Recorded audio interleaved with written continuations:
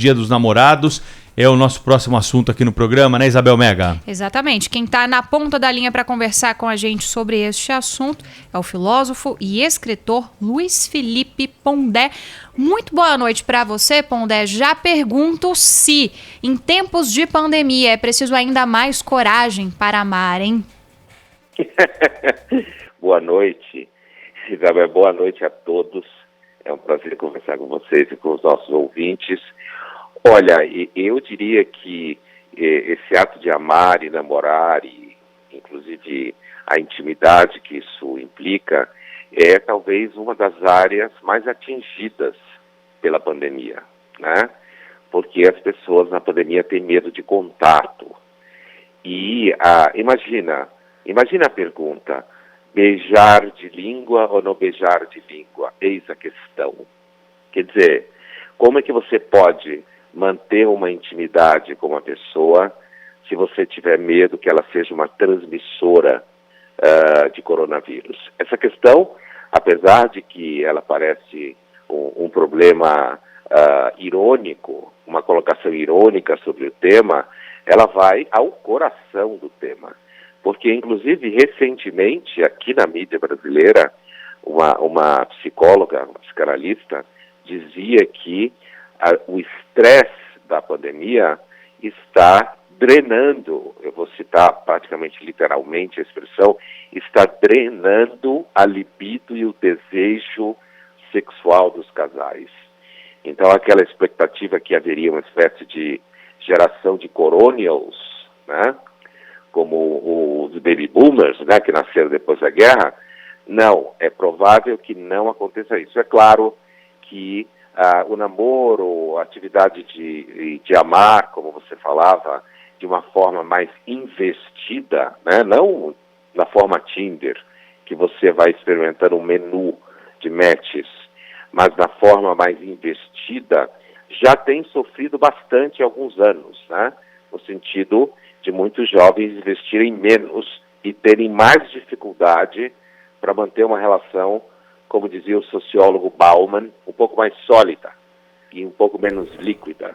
Mas com a pandemia e o medo, isso acabou gerando uma diminuição, inclusive, da atividade sexual, por conta do fato de que se beijar já é uma intimidade grande, imagine a atividade sexual.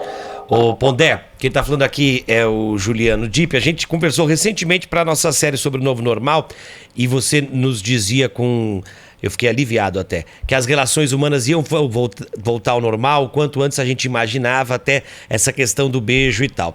E agora há pouco o nosso correspondente de Nova York, o Barão, entrou dizendo que saiu uma cartilha da prefeitura dando recomendações, você falou do beijo, né? Pedindo para as pessoas transarem de máscara. Eu sei. Isso não funciona no Brasil, né? E a minha dúvida é se funciona em algum lugar. Sim, não só no Brasil, né?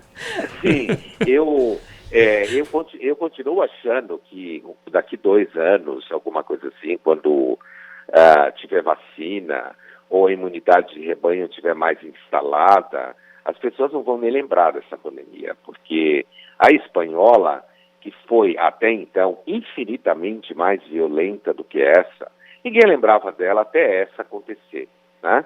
Ninguém falava disso, não era um assunto significativo, e veja bem que a espanhola foi em 1918, 1919, qualquer expectativa de vacina na velocidade que a gente está pensando hoje era praticamente inimaginável.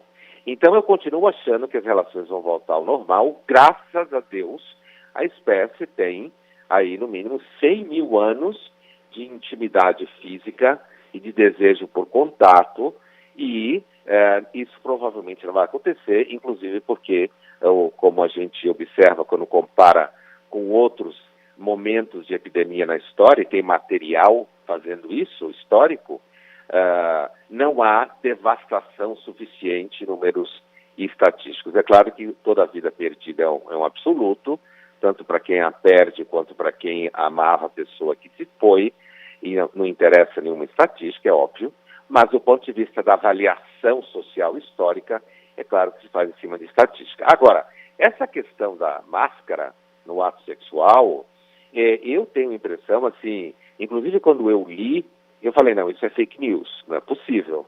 Não é possível que alguém que se diz especialista em sexo vai fazer uma proposição como essa, provavelmente não deve fazer há uns 10, 15 anos. Então esqueceu, né, de fato como as coisas acontecem, e que inclusive a boca é parte essencial do ato sexual, né?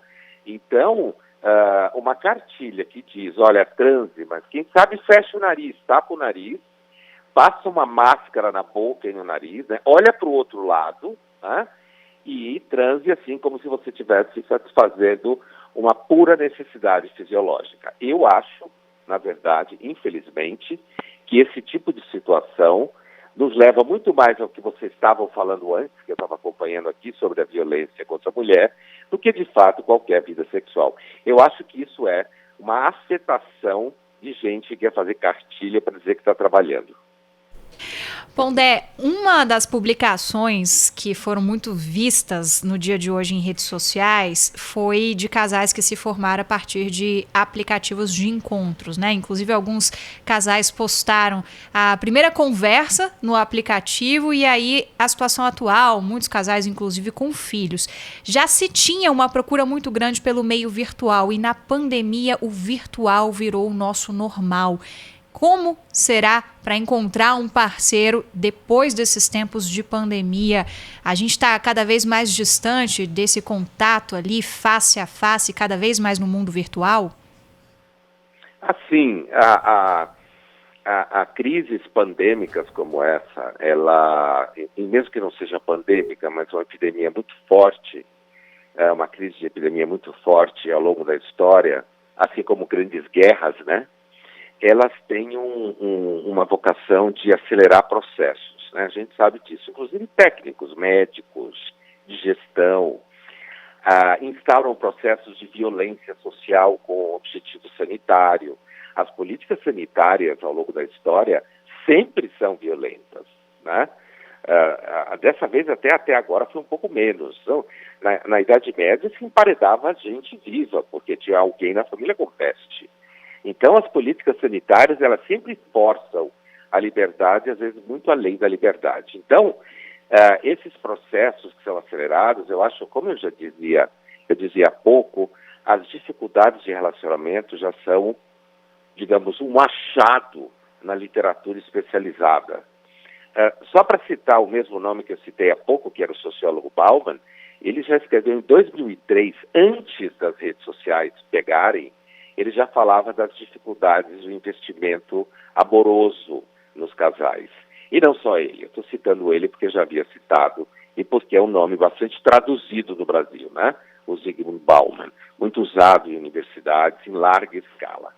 Então, essa a identificação, olha, para você ter uma ideia, que me lembro aqui de uma outra referência, em 79, olha só, em 79, um historiador americano escreveu um clássico de análise do comportamento contemporâneo chamado Cultura do Narcisismo, tá? Infelizmente esgotado no Brasil.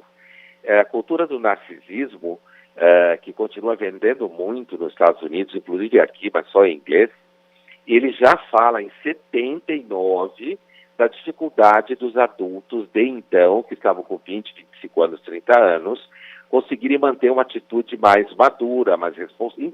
Olha, 79, hein? Eu tinha 20 anos, né?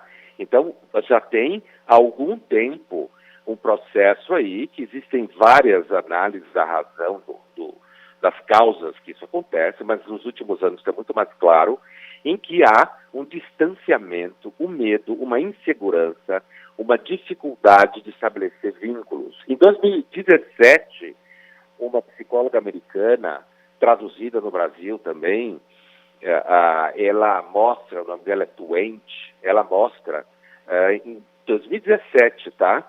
Num artigo dela, que um dos marcadores de maturidade é o investimento afetivo, tá? Sair de casa, se autossustentar, investimento afetivo durante, no mínimo, um ano, olha que o número é baixo, e ter filhos, tá? 4 marcadores da sociologia para indicar amadurecimento. Todos eles estavam em processo de queda, no sentido de que a idade para eles acontecerem é cada vez mais, o jovem é cada vez mais velho, menos jovem, para poder encarar esses marcadores de amadurecimento. Entre eles, o relacionamento afetivo. Então, o que eu acho é que, com esse momento da pandemia, o uso dos aplicativos ele já vem acontecendo há algum tempo e, a priori, eles não significam que as pessoas não se encontrem em algum momento ou possam até fazer um casamento. Funciona como iFood. Então, o aplicativo de relacionamento, é claro que ele tende a banalizar o relacionamento, banalizar não o relacionamento, banalizar a busca, mas, em tese, ele não impede, né, o relacionamento. Agora, o medo do contágio, a insegurança e esse processo anterior, já descrito há muito tempo, sim, tem apontado para dificuldade em relacionamento afetivo, inclusive atividade sexual e queda na natalidade. Pondé, bom dia dos namorados para você.